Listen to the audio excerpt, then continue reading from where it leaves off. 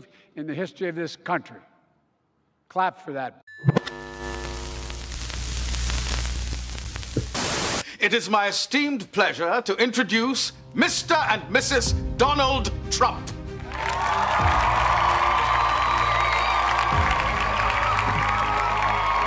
Why aren't they paying us 25% of what they're making? It's a joke. This sounds like political presidential talk to me, and I know people have talked to you about whether or not you want to run. Would you ever? I just probably wouldn't do it, Oprah. I probably wouldn't, but I do get tired of seeing what's happening with this country, and if it got so bad, I would never want to rule it out totally, because I really am tired of seeing what's happening with this country. Ladies and gentlemen, I am officially running for President of the United States, and we are going to make our country great again. Please raise your right hand and repeat after me. I, Donald John Trump, do solemnly swear.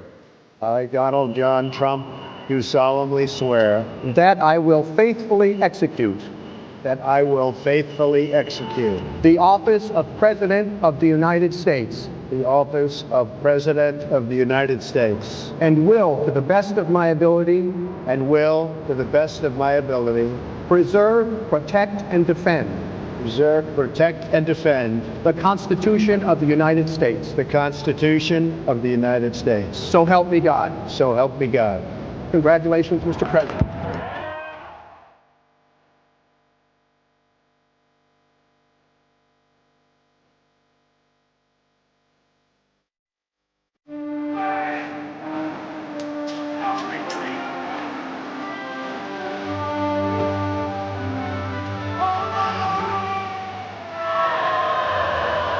You know what woke means? It means you're a loser. Everything woke turns to shit. Do not come. I'm gonna come.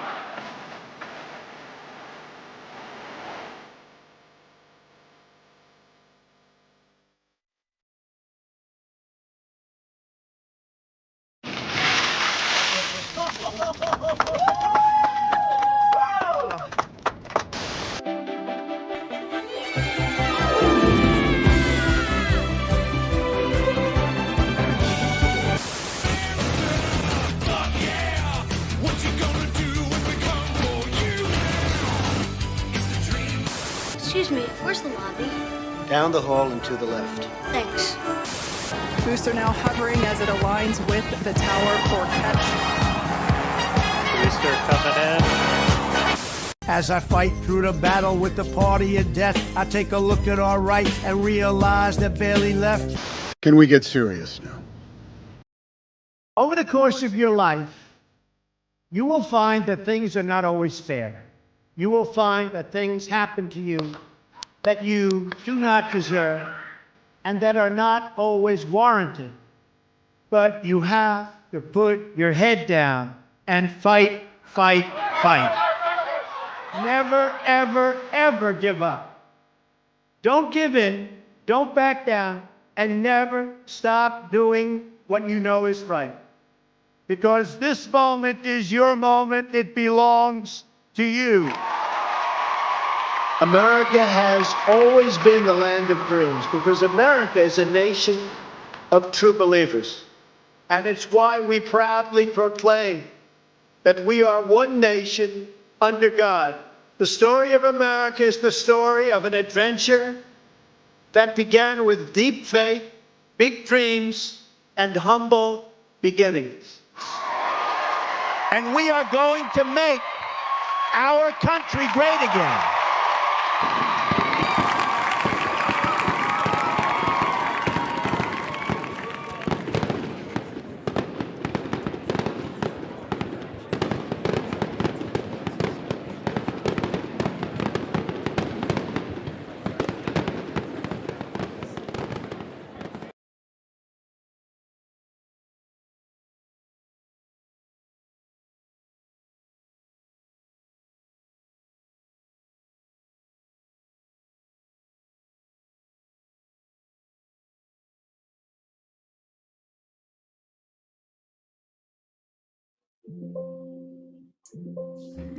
Yo. How are you doing, gentlemen? Here we go. Doing great.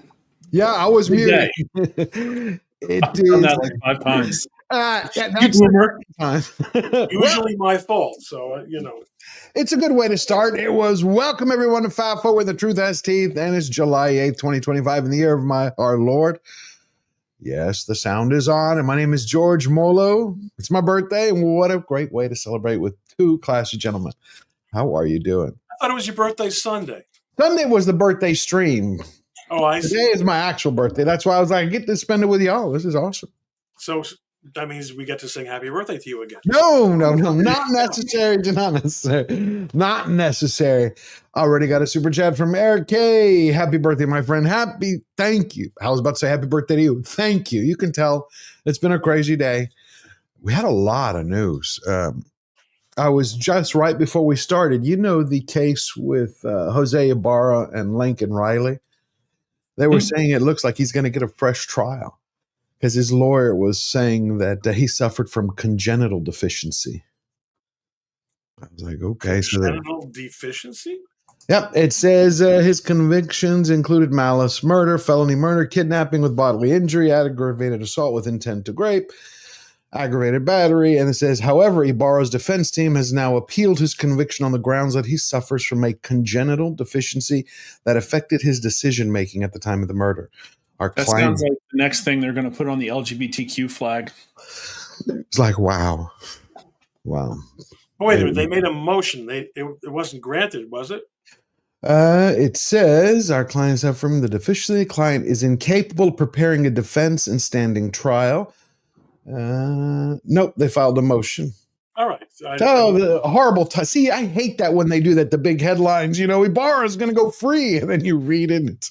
Well, the guy who is so good at explaining legal papers that are filed and orders, Bob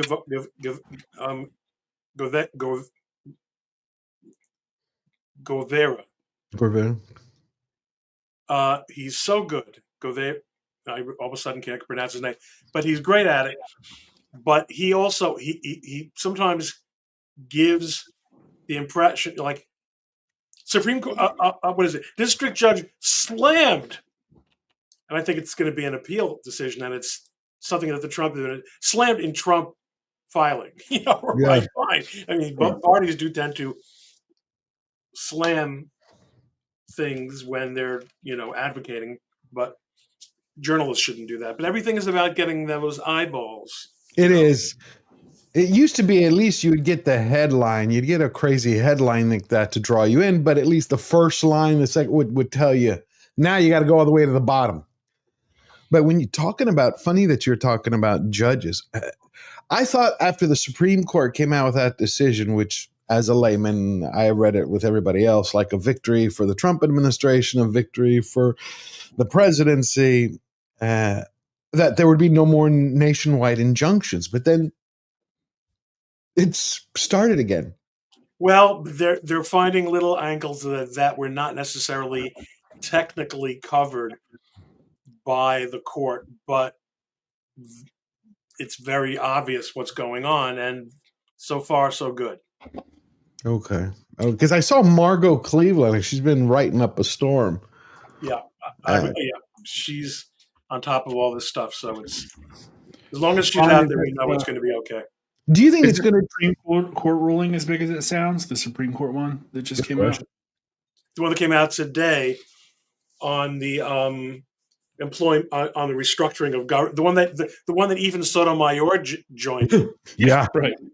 So I'll tell you what happened as a distant observer. Okay. I think the last couple of Jackson dissents, Sotomayor joined, and I think she did it out of pity.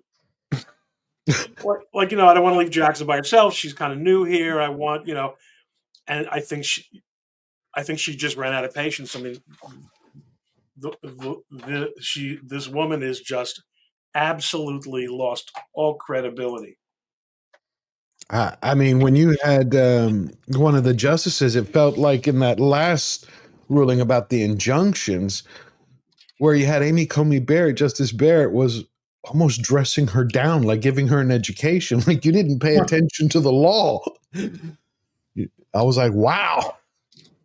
But no, it was a good day on that circumstance. What I'd love to know, Mark, is before we share some of your good news about polling that's going to reshape everything in the nation, how are people taking it with the district courts? You ever get a read on that? Like the way because everybody that I talk to says, like, why are these courts trying to micromanage the presidency? Those are the questions that I get, and the anger and frustration. Yeah, the problem is that trust has pretty much been eroded everywhere in the government except in Donald Trump, but the Supreme Court has fared better. So it's always been higher than everybody until the Dobbs decision in 22. And then you saw a lot of people who rated it excellent go to like good or fair. But if you add up good and excellent, it's still kind of high, higher than Congress and in the vicinity of Trump. And the thing is, too, is that this stuff about Trump being a dictator and playing fast and loose by the rules, like, has kind of affected people. So when we were asking stuff like, hey, should Trump ignore rogue judges? They're like, oh, hell no. It was like 60 something to 20 couple or 30. So there was a very strong signal against that. But then if you explained, well, this judge has blocked violent illegal gang members from being deported, they're like, no, get these people out of there by like a 60 to 30 ratio or like high 50s. And then when we specifically asked, okay, Boasberg stepped in and did this, should he be impeached or not? It was a plurality yes by like 49 to something in the 20s. The problem is that people look at the Supreme Court, they don't understand the rest of the federal judiciary. They just don't. And there's no way to explain it in a polling question. And so it kind of enters into one of those realms where you can almost kind of get whatever answer you want based on how you word it. Same thing with tariffs. So basically, the judiciary is doing better. It's more trusted, but I think we're in the field now with questions about the judiciary. So we'll have to see those come back. Yeah, I saw a thread that you had posted, Ron, earlier in the day, and I saw some of the comments were like, Congress just needs to impeach one judge, take one scalp, and this will all end as a lesson. Yeah, the one that has not yet been addressed, the one out of Massachusetts that came down yesterday, where the judge said, what was it again? About Hannah Duggan? Was that? Yeah. Yeah. She ordered the administration that it had to fund Planned Parenthood. Yes. She granted a TRO which had not been even requested by Planned Parenthood. Yeah, how does that work? So it's out, and nowhere does the TRO suggest the slightest reason. Like, there's no basis for the decision. It's just pure judicial supremacism. Wow. Yeah. And I think it's so bad. Why am I yelling? I've got a microphone. You're going to hear me. I think it's so bad that it'll actually be overturned. It'll be stayed by the First Circuit. And you've heard me say before, the first is the worst, but it's that bad. It's just it's absolute crap. It violates every rule in every direction. You're probably good, and it's an embarrassment for them. So they have to, I don't think it's going to even make it to the Supreme Court. Do you think the president has taken the right track constantly, going back to appeals? You see so many people, especially on social media, a lot of talking heads are like, well, just tell them to stick it, just ignore the ruling, just move forward. The Supreme Court already ruled for you. You don't need them. Yeah, well, it's really easy to say that from the sidelines. Right. You can always do it. I remember during the Justice Department Senate confirmation hearings, top DOJ nominees would not answer that question directly. Nobody wants to play that card. It's a card that is more valuable unplayed than played. Gotcha. Once played, we're living in a whole new world. But you don't take it off the table. so far, even though it's a slow roll, and even though there's a very strong argument that a lot of damage has been done by the incrementalism, but so far it's working out. The appeals are going the right way, and if it continues that way, hopefully, you don't have to do that, because that would result in a constitutional crisis. You can't just roll the clock back and say, we're going to undo Marbury versus Madison. I mean, we live in a society, Yeah, but you see that all over, everywhere. You're like, I'm talk. glad you said, yeah, it's big talk, but I'm glad you say that, because they're not in his shoes. They're not in the administration, but they're like, we voted for a commander in chief. This is the person we voted for. And they feel like the judges have stepped in and usurped. And they're right. They're 100% right. But there is a process for that. There are going to have to be some awkward adjustments in the relationship between the judiciary and the other branches of government. But I think that's what we're living through right now. And I think the president proves it. Don't you, Mark? That again, the exact opposite of a dictator, where follows the law. He doesn't do any. I mean, he hasn't taken any of the course of actions that how many people suggest to him or say or want. I mean, like, I would love to know one day, it's like, how many people actually want him to defy the courts? Is it just all talk on social media, or is there anybody backing him? Like, is an actual percentage, a group? No, I literally have that. I have to find it. But I also overlooked, I didn't even notice that today's story came out, and it literally was about these nationwide injunctions. I wasn't sure it was out. And it's kind of conflicting. Do you have more or less trust in the Supreme Court than you had 2 years ago? 48% less, only 20% more. But in a recent decision, the Supreme Court limited the authority of federal district courts to issue nationwide injunctions, which prohibit the government from enforcing law or policy anywhere in the country, approve or disapprove. And approve wins 50-37. So people are like, oh, cool. So I guess this is a popular one. But again, I think the one with defying the court, I'll find it while we talk. But okay, it was not well, good. while you look for that, I'll bring this up. They released, you had the Speaker of the House released the fact that the country didn't realize, or most people didn't realize because the media didn't report on it, that 28 of President Trump's executive orders were codified into law in the big, beautiful bill. Nice. They should have done this forever ago. The marketing around this thing has been horrendous. And I agree. It doesn't go well either. It's underwater by like 5 or 6 points. Really?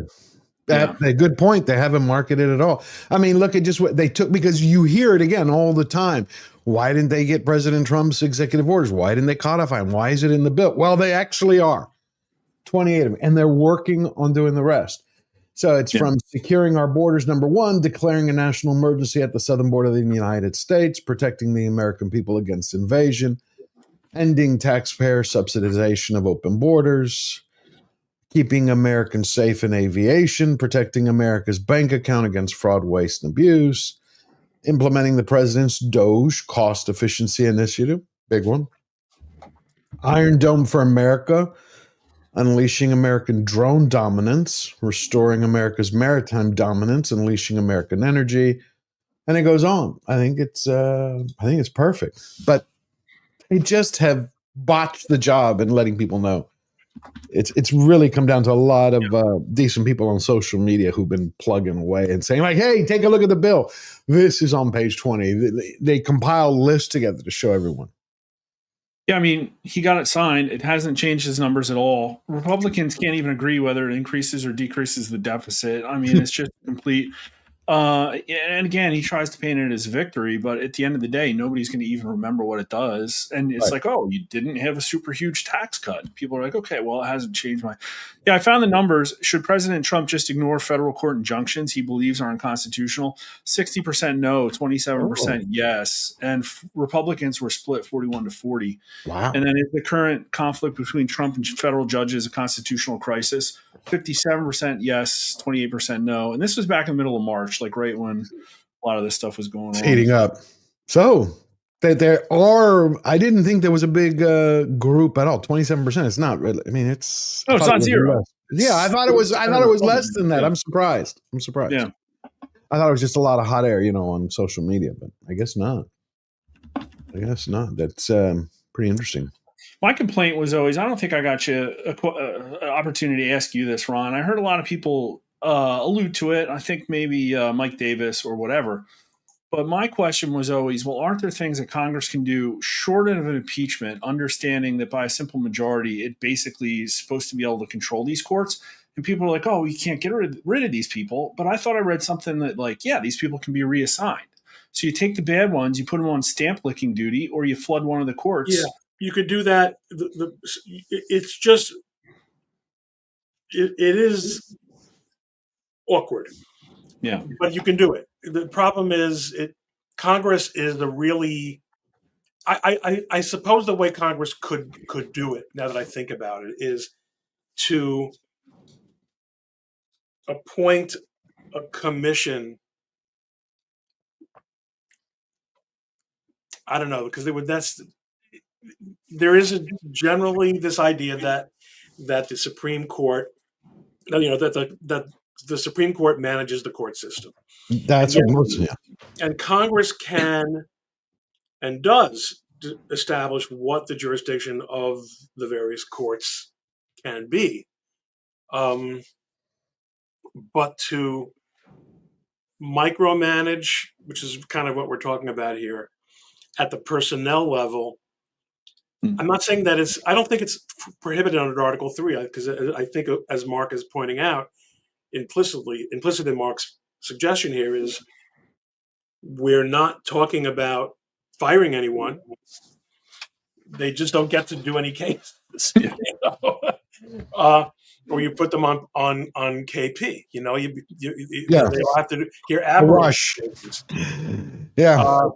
You could do that. Again, there is a lot that Congress can and should be reforming in terms of the judiciary, and why they should be. If any of that was in the big beautiful bill, I haven't heard about it. I'm sure there's a good reason for it. I've looked. I haven't as yet have found it, but I was curious what happened. I thought once the Supreme Court laid down that decision, I didn't think judges would want to go against it. Does it look like they're going against it? I know you were saying that they're finding these different strategies, but what happens when a district court judge, let's say, does go against the Supreme Court decision? Like, what would happen next? I don't know the process. Like, they get spanked? So what happened here? Nothing's happened yet with the Boston decision. Mm-hmm. Although I think it will by tomorrow, because she gave the government 48 hours to give her to file a status report regarding notice. It's just insane. But generally what happens is, in what has been happening in these cases, is the court stays the case and says, this isn't happening. Because the court below has ordered relief mistakenly. We actually find that the appeal is likely to be successful. And because of the interest at stake, what usually the interest at stake in these cases has been of a constitutional magnitude. There's a separation of powers problem here. We are going to stay the order and then send it back to the lower court for further proceedings. So that doesn't dismiss the case. It just means that, Judge, you can hear the case, you can take discovery, but what we're telling you is that if you end up going, okay, so fine, we've taken the tool of the TRO or an injunction out of your hands. First of all, there could be another injunction entered on a different record later. Or let's say there's no injunction and they just take discovery and then go to trial or go to a summary judgment. If the district court doesn't properly read the tea leaves, because the Supreme Court has said that we think the government's appeal is going to be successful, meaning you don't have jurisdiction over this, or something along those lines, then they're just going to get reversed and spend a lot. Now, listen, this kind of thing happens all the time to private litigants who don't get the attention of the Supreme Court when district courts screw up like this, and who can't afford, who can't afford the way the government can, to just keep litigating and using extremely high-priced and extremely talented appellate lawyers to get things overturned by circuit courts and the Supreme Court. But at least where the Constitution and the balance of power are at stake, you do get that. Okay. Okay, I can see that. Well, good. Well, good. Did y'all hear what happened in Texas over the last few days with the flood ravaging? Yeah. It's happening today also. In North Carolina. In New Mexico. Yeah, the other day was in North Carolina and then New Mexico. I've been working on a video, which I'll be finished with it tomorrow. But you saw there was this lady named Sadie Perkins who used to work on who was appointed to the Houston Board of Food Insecurity. Plus, she was supposedly an awardee of Princeton Fellowship, yada, yada, yada. But she came out attacking Camp Mystic, the girls, saying it's, all Christian, all white, all this. But it sparked this tidal wave. One after the other after the other. You're getting people from all over who are attacking children. And I'm like, when did we get to a position where we attack children? It's not about color or creed. They're kids. Have you been hearing about that? They've been attacking children for a decade or two now, basically. But this is out in the open, unvarnished. They're not hiding. I mean, the woman was laughing. You should see some of the things. Under a veneer of Munchausen. Right. Nothing. Yeah. Brutal. Well, there's a quasi-religious component to the political situation that we find ourselves in. And that's kind of sad when basically if you look at somebody who self-identifies as Protestant and they're basically a wash, they poll like the general population. But then you ask, okay, well, are you an atheist? And they're like plus 70 points Democrat. Like that's basically where we're at. Okay. Well, I can't wait. You don't have a poll in there or anything about it. Not for now, but for in a couple of weeks from now. I want you to share the good news that you were sharing with me earlier, because Mark has some great newe's. Sure. About the polling. Okay. Yeah. How are you going to change America's polling? Ron, I don't know if you saw this, but we're getting busy over here. I've been working on something behind the scenes, and I won't read the whole press release, but Robert Cahaley came out with it today. What I thought, I opened my channel up starting to explain polling to people and going through all the demographic details and trying to explain actually the political context. And I find that like 3/4 of my traffic comes from just calling other people liars. And they really are. And it's so bad and it's getting worse. If you look at this Axios article, we could maybe talk about it later. Yep. The Democrat core voting bloc basically wants their lawmakers to push so hard that they're actually getting shot in the streets. Yeah. So that's gross, and I think a preview of where things will continue to go with institutions just ripping themselves apart. And so we said for at least polling, maybe we could do something about it. So a group of us, Rich Barris of Big Data Poll, Matt Towery at Insider Advantage, ourselves, and Robert Cahaley at Trafalgar, have agreed in principle to form a new organization that exists now. We formed it on July 4th. Polling, Independence Day, July 4th, 2025. And we've, step one, created the National Association of Independent Pollsters, which now exists to be a counter to all of the lying and bad behavior in the industry that's always hidden behind a veneer of fake trust and methodology and transparency, which are all meaningless. And so this is going to be results and ethics-based, and we're the founding members, and hopefully it'll grow to be something that challenges the existing organization because it sucks. I think that's great. I think that's great news. I cannot wait to see it grow. I think it's a beautiful thing. Yeah, we're stoked about it. We got a lot of congratulations. It's been a pretty fun day. A lot of unexpected people reached out and said, "Hey, this is awesome. I hope things go in the right direction with it." Yeah, and we'll see. It should make things better. Then they can stop talking. Then they can stop talking about Nate Silver every election. Well, he's destroyed his own credibility. I know he did. Yeah. I know he did. But you remember during the last election, the numbers that he was throwing out? He's like, even weeks before It was just The chart looked like somebody had drawn it for the election season, and it was just unveiling it one day at a time. Dude, I was new to Twitter in like September, October. I had like 15,000 followers then, and I was ratioing him with a 3 million follower account, like just brutally ratioing him. It was hilarious. Wow. There was another pollster I forgot, the one that the media ran with the story, like Breitbart, Gateway, Conservative Treehouse, the one who got Iowa wrong for the president. It was like, you know what I'm talking about? 15 to. That's the one he sued, right? Yeah. Yeah. I think maybe they refiled that or something's going on with that case, but I think it's going to be a real case. And quite frankly, I don't like it because it's going to be used against me. Oh. And well, what people don't understand is that, like, she wasn't a gold standard. She was just good at doing one particular thing, and then somebody moved her cheese, and she didn't keep up with it. But everybody talks about the real mind blower is Atlas Intel. Okay, does a pretty decent job in October and November, but just recently came out with a poll in the generic ballot that had Democrats +9. Now, assuming Trump's numbers haven't changed since the fall, so let's just assume the Republican numbers haven't changed either. Republicans had +3. So we're talking about a 12-point move to the left in the generic ballot.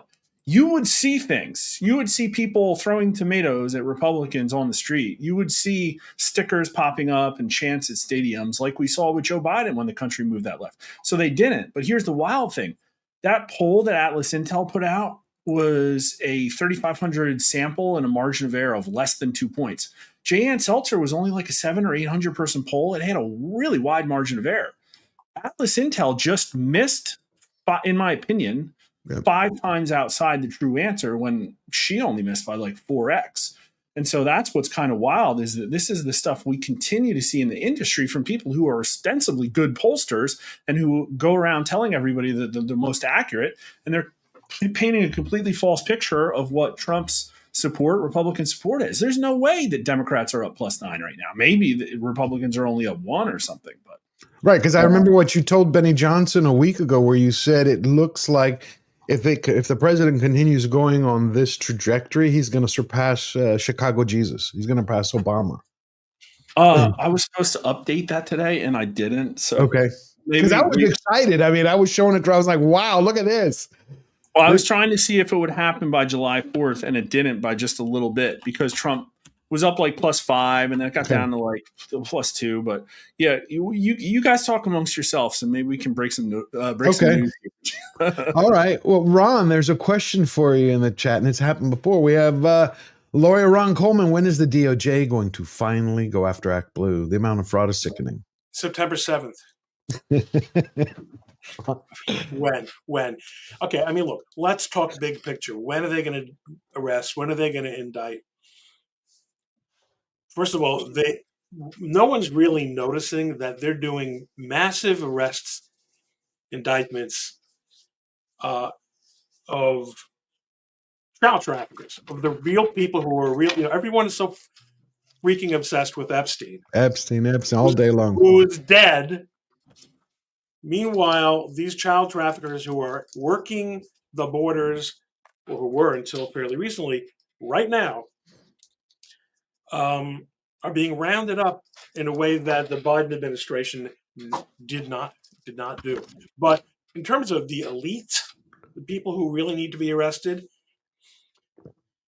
that's going to take time, folks. Why not talk about the Democrats didn't any time than January 6th? No, but they're gangsters. Right. Okay?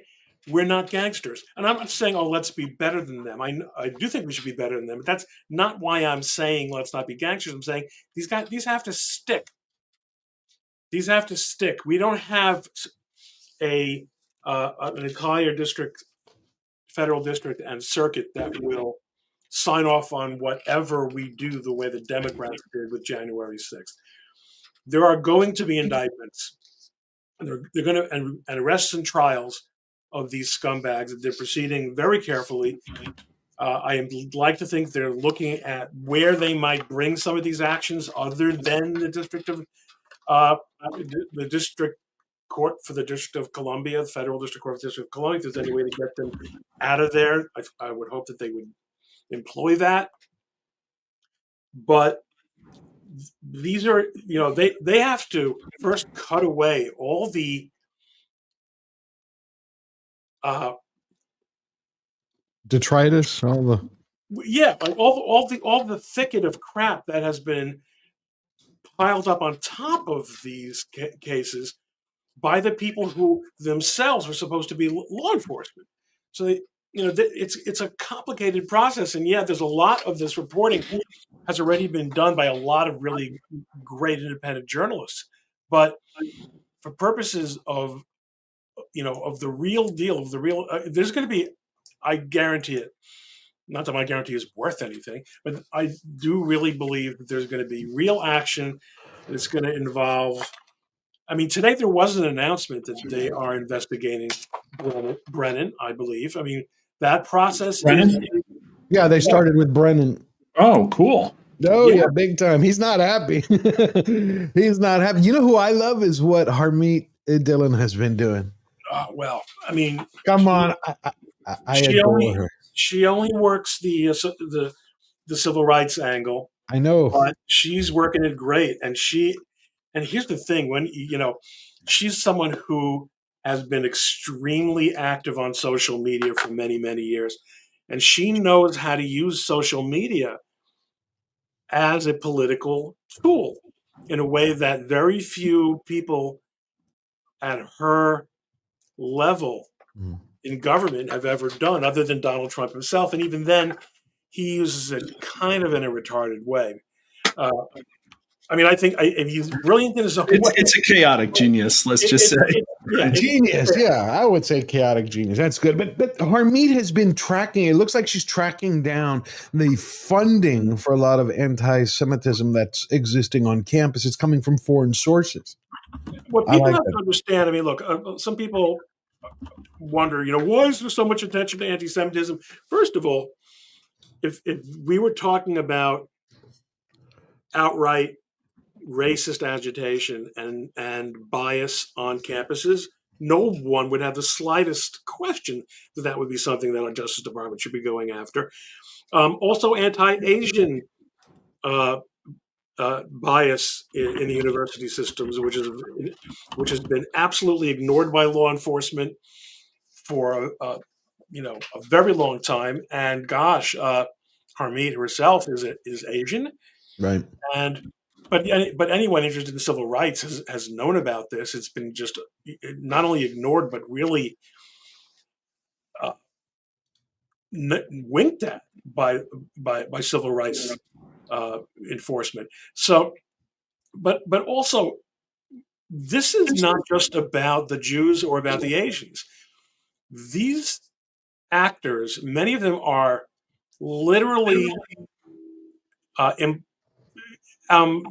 assets of the Chinese Communist Party, or in some cases, the mayor of Los Angeles is a Castro operative. I mean, these are genuine, like not just name calling. Oh, you're a commie. These are actual, real communists, and they have insinuated themselves into university and teacher union positions. They're absolutely, and they're using anti-Semitism in particular because it is such a divisive topic, and it has a resonance with so many people as a way to really undermine American institutions. It's not about the Jews, it's about America. Yes, you're correct. They're planting the seeds of division. You're talking about agents. It's the same way that we had discovered a long time ago that the CCP, the Middle Kingdom, actually had police offices in the United States of America. Undercover police offices where they would monitor people they considered to be threats or dissidents to the mainland. I mean, did you see? These are serious people. They're using anti-Semitism as a cloak so they can fund the destruction. Exactly what you said. Here it is. I pulled up the article, Brennan. The Federal Bureau of Investigation has launched an investigation into former Central Intelligence Agency Director John Brennan. Yep. Yeah. It's beautiful. And Comey, it looks like it. That commie scumbag, that sneering, smarmy, self-satisfied. The thing about Brennan is, I mean, they're really both out of Central Casting their own way. I mean, Brennan has that sneer, and Comey has the smarm. He does. He's arrogant as all hell. Remember with the 86 thing? Oh, it was just some artwork I walked by. I thought of my wife and I thought it would be cool. No, he blamed it on his wife because he's a wuss. That's what happened. He don't take credit for it. I still can remember the way that they interviewed. I still never understood that. One day I would like to discuss that. When they interviewed Hillary Clinton before the 2016 election. And again, as a layman, how did they allow her to destroy, phones? How she had admitted, she's like, we took a hammer to them, hard drives, and nothing happens. No accountability. Absolutely, completely two-tiered system of justice. What would happen if I did that and I was in a case in the FBI? I mean, if an American, even I couldn't help you. Yeah. Okay. See, there you go. It would be, that's it. You're going well, up. You just put your finger on the topic I wanted to hit on, Ron. Well, two-tier system of justice is the problem that I have with the last couple of days.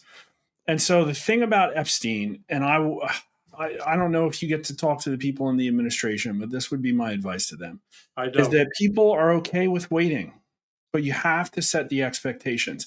And the problem is that they absolutely bungled the optics in such a horrible way, because this is what happened in 2 days. When people say release the files, they're not saying release the files. They're saying hang pedophiles. That's what they want. They want these people to be put away. They think that these rich, powerful individuals that form the elite can just get away with whatever they want. And then at the same time, juxtaposed in the conversation on Twitter is that Trump gets a big, beautiful bill across. And we've all established that everybody wants massive deportations. And then the next thing that happens is the business class in Washington, D.C. is begging for amnesty, Brooke Rollins and the farmers, and it's so hard. And we can't just make the fruit go up in price. People are going to... There doesn't appear to be any basis for the claim that the White House is in any way considering amnesty. Charlie. No, I know, and nor do I think there's any basis in the fact that the White House just plans to punt on the Epstein stuff. But the problem is that they lose on the optics because they are not managing the messaging on this at all. And you just said about how great Harmeet Dillon has been using. Listen, I would put it, I framed it this way on my Twitter. Fewer people think that Epstein killed themselves than believe in literally aliens. And so you can't just say, oh, here's a half-written DOJ document that, oh, by the way, we actually did confirm, along with like literally one question at Carolyn Levitt's presser, and expect people to just say, oh, okay. It's not going to work. And again, is it going to take... You know what, Mark, they went wrong with the special meeting of the influencers and the binder. I mean, that was such an unforced error. That was awful. It is. So nothing, there's. And I know Trump. I know Trump doesn't want to talk about this. I know that he wants to talk about his record and stuff like that. But he's hired people to lead these agencies that should be better at messaging. And I made a tweet about like restoring the public trust. And that's like, okay, but that's present what it verified information when you have it, set expectations, use firm deadlines. Also, you've got, speaking of Harmeet, you've got Dan Bongino, okay, another social media expert. Now, I understand law enforcement is a little bit different from civil rights enforcement and a little bit more sensitive. But I don't see him using. He not only is he not using, from what I can tell, his experience, knowledge, right, and experience, but he seems to really be squandering his credibility with a lot of people because people really expected a straight shooting from him. One sentence he said, "Oh, I've seen the videos. That's it. Killed himself." That is not enough. This has been hanging over people's heads since 2020. 70% of people are following this news story, like basically everybody. and then, oh no, nothing to see here. That's basically what people have gotten from that. Again, it's not going to undermine Trump's administration completely, but this stuff is going to pile up. It's going to hang. It's going to hang there. Capital, yeah. You know what it feels like to me? I hang now because I can tell you what I've been feeling about this and what I hear from people. George, tell us about your feelings. I am going to tell you about my feelings right now. What I believe is happening is you have many people who we had 4 years of Biden. We had 4 years of politicized DOJ, 4 years of politicized FBI, weaponized against the American citizens. So they want everyone who's corrupt cleared out. They haven't seen anyone being goose-stepped, frog-marched, in handcuffs. We got this person. Now they're starting with Brennan and Comey. As soon as I heard that happening, the first call that I got from a friend of mine was, I bet you those guys cut a deal. We're never going to see people like that. That's where the trust has been lost. So when it comes to Epstein, I think Epstein is a figure. They want to know who's behind him, who is he working with, who are the traffickers, where did he get him, where are they going to go to jail? I think it would be very simple for the administration if they could give everybody all the information that they could possibly give, obviously, where they go, look, here are all his texts, here are all his emails, here are all his messages, here's passport, here's fucking baby pictures. Here is everything we have. And as we get it, and we're going to share it with you. And we're going to discover this together. I think that message would work. They don't want to see the videos. No, not that. I'm not talking about the kids. I'm talking about like everything that's important for the investigation. Everything. Like, we've seen pictures from his homes because you've had, oh my God, media share it. When people see that and they go, look at his phone there that you could see, oh my God, covered, he's got a speed dial. Who was on his speed dial? People want to know that. It's not because they give a damn about who that was. They want to know who are the traffickers. They want to know who is in government. They don't care if it's GOP, DNC. Let's be real. I think we need to work on our terminology. When you say who are the traffickers, do you mean who were getting the girls for him? Yes. Okay, that's what you mean. You don't mean who. That's different, but I think people also want to know, and justifiably, who are the customers? Yeah, exactly. But they want all of that. And I think the best way the Trump administration should handle it is not kind of, are we still talking about it? I love and support President Trump, but come on, that was a total, let's blow this off. I know he has more important things to do. The right answer, I think, should have been like, we can't talk about an underway investigation. This is how many people are devoted to working on that right now. That's the right? Or like, what else could we have said? Well, you're right. Here's the video in case anybody hadn't seen it. I'll play the first 20 seconds of it. Yeah, he should have done this better. Sure. Your memo and release yesterday on Jeffrey Epstein, it left some lingering mysteries. One of the biggest ones is whether he ever worked for a American or foreign intelligence agency. The former labor secretary, who was Miami U.S. Attorney Alex Acosta, he allegedly said that he did work for an intelligence agency. So could you resolve whether or not he did? And also, could you say why there was a minute missing from the jailhouse tape on the night of his death? Yeah, sure. Are you still talking about Jeffrey Epstein? This guy's been talked about for years. You're asking, we have Texas, we have this, we have all of the things. And are people still talking about this guy, this creep? Yes. That is unbelievable. Because it goes to the heart of people's fears. Do we live in a two-tiered system? I think that's it. Are we still continuing the corruption from the Biden administration? That's what people want to say. No, we're not. Okay, show us. Listen, the Epstein story goes beyond the Biden administration. It runs through both parties. Yes. No question about that. 100%. Yeah. I agree. But that's why we have Trump. It's like, you had the elephant and the jackass, and you get the lion. They want the lion to clean everything up. They do. I know. It's an impossible task. I have faith in him and I have trust in him. I just think sometimes, he's a human being. He's not the Messiah. He's not a prophet. That was a bad answer he gave because it's obvious because he just talked about it a month ago himself. Yeah, we're going to get it. Remember, Mark, when he came out, we're going to get them all. And then you have even the worst. You had Benny Johnson interview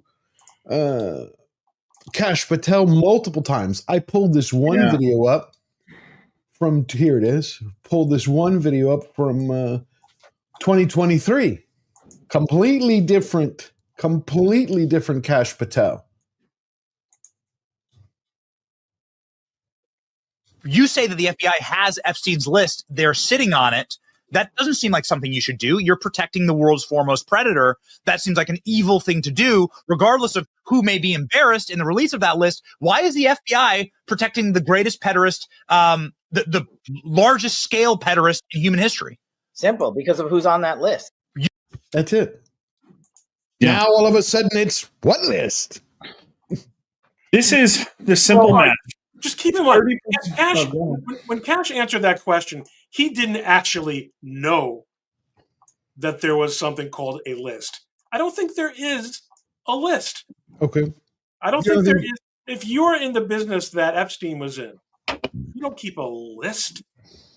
You don't keep a fucking list. Let me ask you this, because I have a guest coming on Thursday that I think I'm going to talk about this with.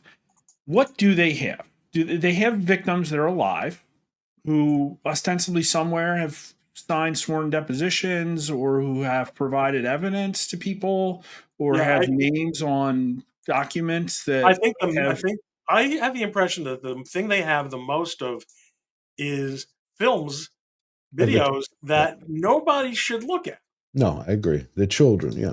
What can they get out of the people who have all been? I mean, it's not like it's a complete mystery about who lived and worked there and what people may have been there. They have it to is have really some right. evidence. Isn't it weird that we don't have our arms around those questions?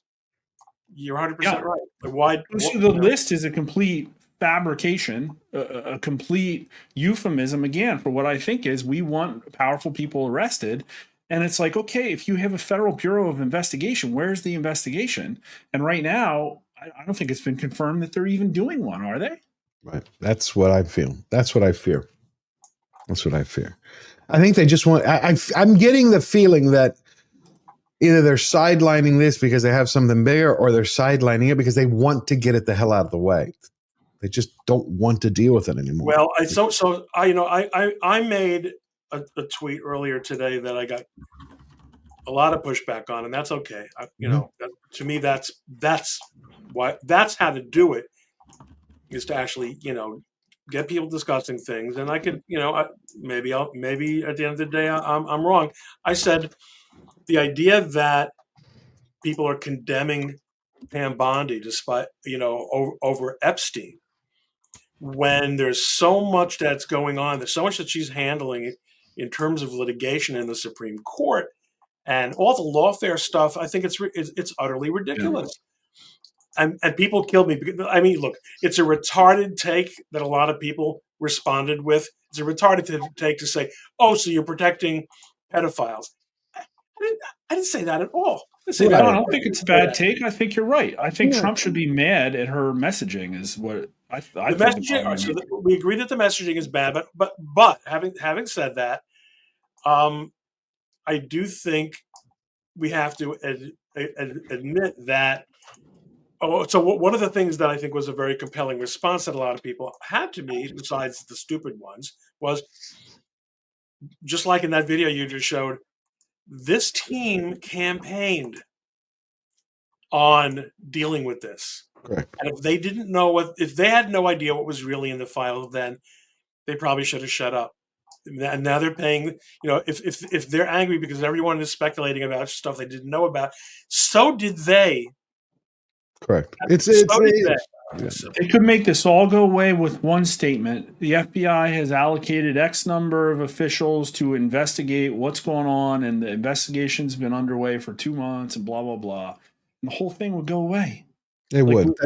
You give them the information, give the public. That's why I said give the public the information that they have available, not the videos, but all the investigative materials that they have. That will put the public's mind at ease. This is what we're processing. As we process it, we will then put it up here for you so you can see it because we're transparent. Because come on, how many presidents? That's one thing about President Trump. It's his transparency. How many cabinet meetings did we see from other administrations? This is his, when's the last time we saw one? Today? Was there an outside cap? Was that what today His was? cabinet meeting, yeah, today it was. That's why I was like, his 6-1. It's like, how many presidents actually before Trump bring you into their cabinet meeting with the cameras? It didn't happen before. I mean, you I get a think Brennan photo op. responded to that question right after Trump's answer. I think. Oh, that's what that was. Okay, I get it. Yeah. I was working, so I didn't really quite. Yeah, me too. I missed it. Yeah. So here's another thing that's interesting. Have you heard of Notice?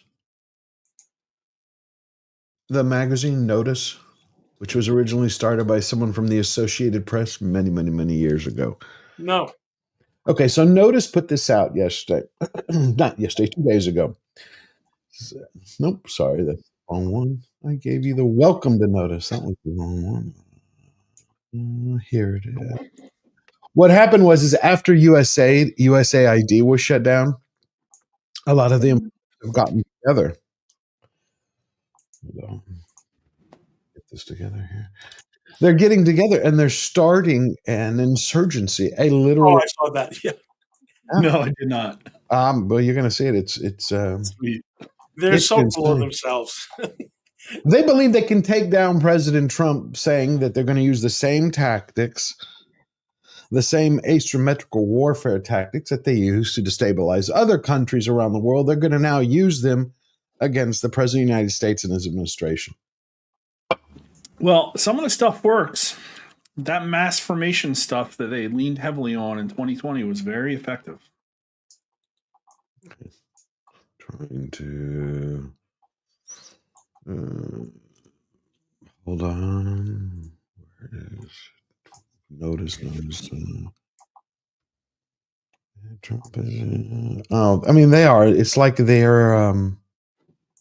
God, these guys got TDS, severe TDS. That is an understatement, sir. It is. I'm just trying to find Trump Supreme. Ron, have you been on any entertainment streams talking about how the new Superman movie, James Gunn started talking about how it's about amnesty, right? When the big business push for amnesty behind the scenes is happening in Capitol Hill. I was, but that's usually when I excuse myself because I didn't see them. I heard them. I stopped in. Yeah, we talked about it Sunday. Oh, it was on your show Sunday. That's yeah, right.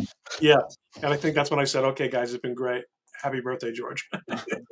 I think it was within 24 hours of Charlie Kirk reporting that big business interests were begging for amnesty behind the scenes. Yep. Can you imagine? I mean, that would just be the absolute end. Oh, it would be the end of the Trump administration. There's no way he could, especially after what he said at the Iowa fairgrounds.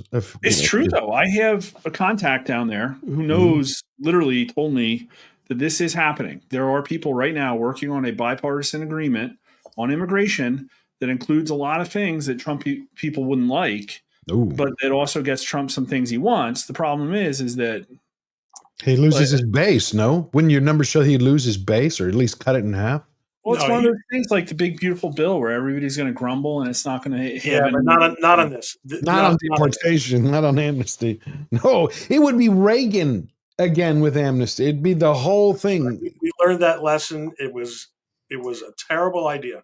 Yeah, it wouldn't. It's like, I know he mentioned, and I thought maybe I misheard, but he was mentioning Susie Wiles, this chief of staff, was for it. And I was like, seriously?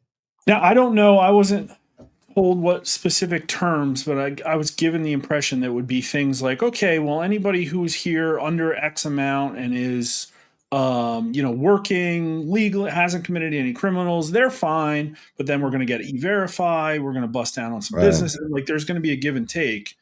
I don't know what it is, but the voter usually gets screwed in those kind of things. So. I don't think it's going to work.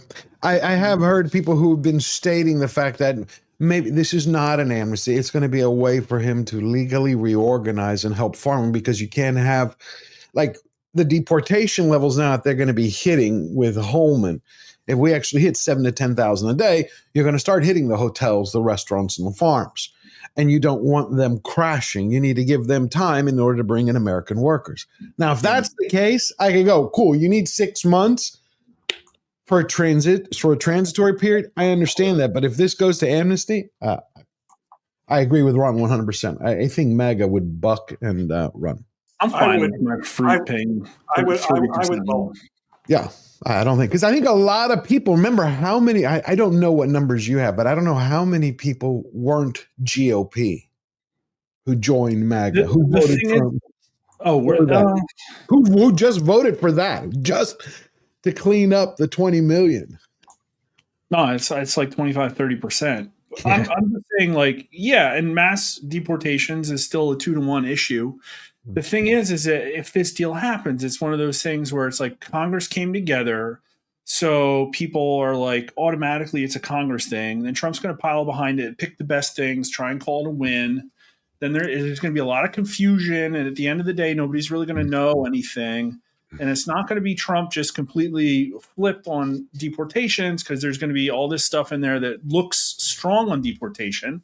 But at the end of the day, it's like, well, Cargill's going to make out, right? Or the big ones, right? Like, Purdue's going to be fine. We're dealing in generalizations. I guess when we know, we'll know. Right now, a lot of what we're probably hearing is people repeating spin in order to move the needle, or to affect opinion, which is, of course, your bailiwick, Mark.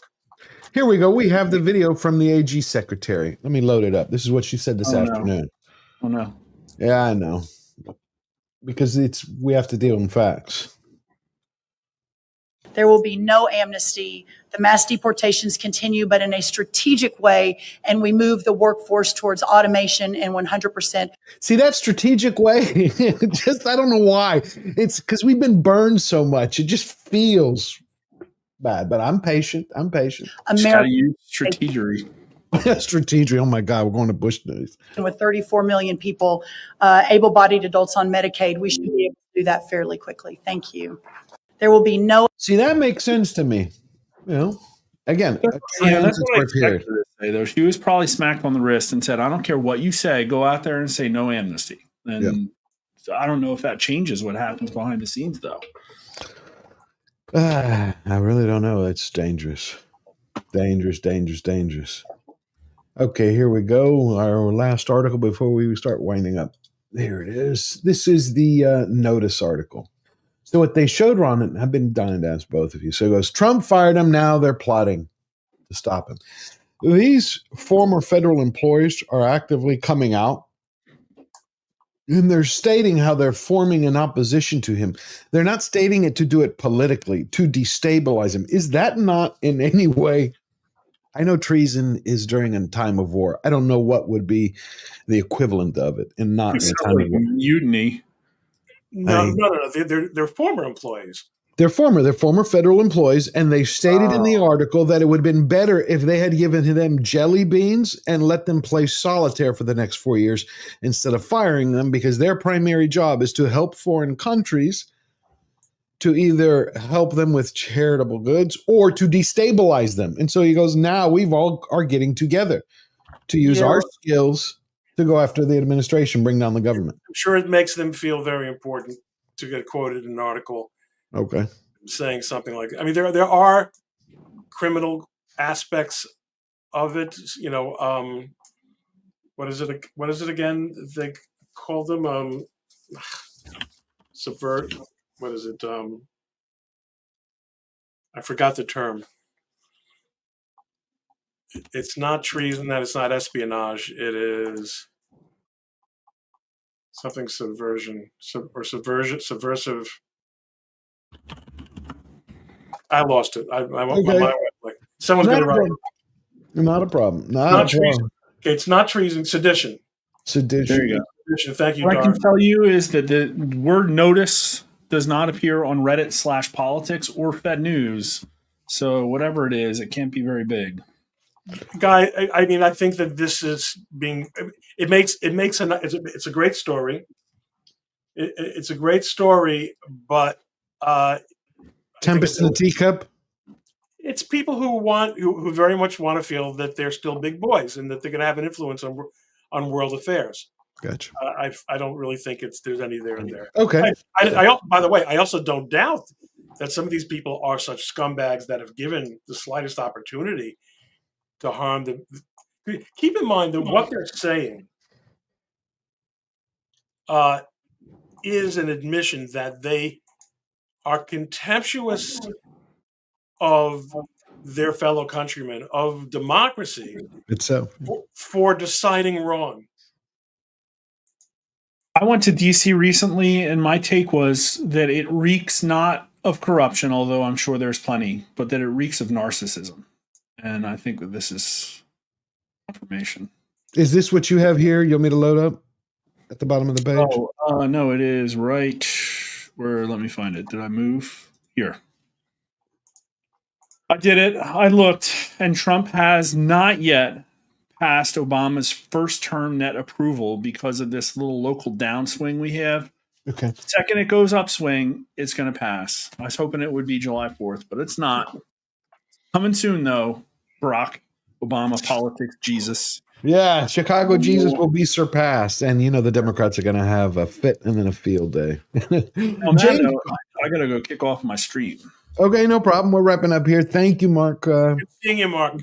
Yeah, thank you, Mark, so much. Later, we'll see you next week. Yeah. All right. You saw, Ron, as we wrap up, you saw James Carville went out, did an interview the other day. He says, you just give the GOP 6 weeks. Democrats know what they're doing. They're done. They're playing this long. That's what he told. I mean, I was like, okay, James Carville lost his mind. He's like, Trump toast, you know, in the Cajun accent. He goes, they're done. No way. Democrats know exactly what they're doing. They may look like fools on the outside, but he goes, they got a plan. I was like, okay. The first step in the plan is lose the presidential election. Yes. I know. Number 2, lose the Senate. Number 3, lose the House. Number 4, make your spokespeople Gavin Newsom, Clown 3, Clown 6, Clown 15. It's a hell of a plan. It's a bold strategy, Cotton. It is. It's just the way that he speaks. He just was going on and on about how Sometimes that's funny because I thought he is sometimes level-headed. Yeah. A couple of weeks ago, he was level-headed. I don't know when he flip-flops. A couple of weeks ago, he said, we're screwed after Mondani came out. He's like, they just put that socialist label. They hung it around the Democratic Party forever. And then 2 days ago, he's like, no, I found out there's a secret plan. And I was like, okay, I've heard this before. It was just too funny. Damn this camera. All righty. I'm going to read these super chats and then we will wrap up. It's been a fun show. Thank you, Ron. Oh, my pleasure, George. Eric K for $2. Happy birthday, my friend. Thank you very much. My friend JPS, member for 2 months. Happy birthday again. Oh, I love all the love. Nothing like love. Eric K for $5. Prayers for the people in New Mexico. It's flooding right now. I know it's crazy. It's crazy. It looks very bad. And North Carolina. Do not forget North Carolina. It's again, they got devastated again. Eric K for another $2. Bill Gates and the Clintons run the DOJ and the FBI. See, I know everybody thinks that. That's why I really wanted this. Eric has to learn how to use apostrophes or I'm going to block him. Okay. You heard that, Eric. And then Man of War 665, Neighbor of the Beast for $6.65. Happy birthday, brother. What time does Eric K pop out of the cake? Oh, no. Not that kind of Greek. Now that image is burned in my mind. Thank you for that. All right, Ron. Thank you very much for coming. I can't wait to see you next week. George, great to see you. God bless you. God bless you. And these United States. Absolutely. God bless you and God bless the United States of America. Everybody have a wonderful week. Thanks, our great moderator, Eric K. and Ron and Mark Mitchell. What incredible people. I'll see you next week on FAFO. Have a blessed week. Bye-bye.